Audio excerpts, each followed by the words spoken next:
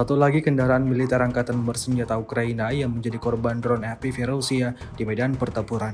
Rekamannya ramai beredar di media sosial Telegram pada Rabu 2 Oktober 2024. Tank Leopard angkatan bersenjata Ukraina yang dipasok dari Jerman dihancurkan secara brutal oleh drone FPV Rusia.